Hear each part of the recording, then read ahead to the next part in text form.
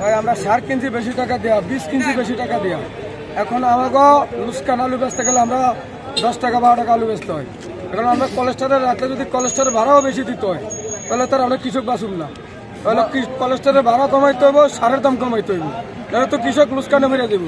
কি করে কৃষক বাঁচবো? আমার এটাই আপনার কাছে আমাকে দাবি।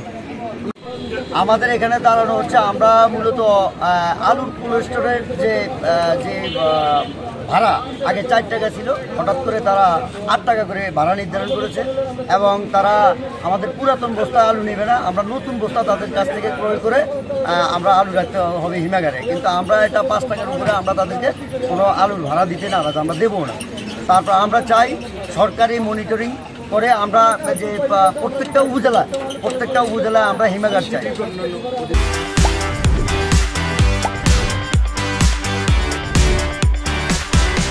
কৃষক যারা আছি তারা বিশেষ করে প্রতিবন্ধী কৃষক, বিশেষ করে বৃদ্ধ কৃষক যারা আছি তাদেরকে ভাতার দাবিতে আমরা এখানে দাঁড়াইছি। আর বিশেষ করে আমরা প্রত্যেকটা উপজেলাতে যদি একটা করে কোলেস্ট্রল পাই, আমরা কৃষি যে পণ্যগুলি আছে আমরা অবৈধ পণ্য অবৈধ দামে বিক্রি না করে আমরা কোলেস্ট্রলের রাইকা সেটা ন্যায্য মূল্যে বিক্রি করতে পারি। করছি গতবার থেকে এবার আমাদের আলু অনেক নিয়ম হয়েছে।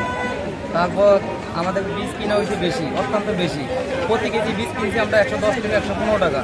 এখন আলু বিক্রি করার সময় রেট পাইতেছি 13 থেকে 14 টাকা। তারপর সেখানে ঋণ করছি, অনেক টাকা ঋণ করে আলু করছি। এখন 10 টাকা আমরা আলু দিতে যাবো, বীজ থুমু, আগামীতে যদি এখন আমরা বীজ না থি আগামীতে আমরা আলু পাবো কীভাবে? এই 60 টাকা 10 টাকা ভাড়া এখন নিতেছে প্রতি কেজি 8 টাকা। এখন আমরা যদি 10 টাকা আলু দিই 50 বস্তা আলু পাইতেছি 35 বস্তা। খুবই ভালো বস্তা আনার সময় খাই সিগা ফাটা বস্তা। 60 কেজি বুঝি 55 কেজি আলু এখানে গাই খেয়ে আনার সময় 40 কেজি 45 কেজি আলু পাই।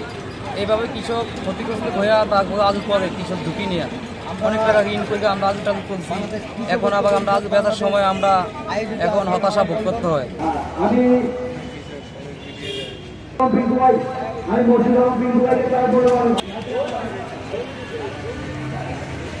পত্রিকায় দিত আজকের এই মানববন্ধনে এই যে আমাদের কৃষক বছরের পর বছর দেশের কৃষি খাতকে আগামী দিনের কৃষি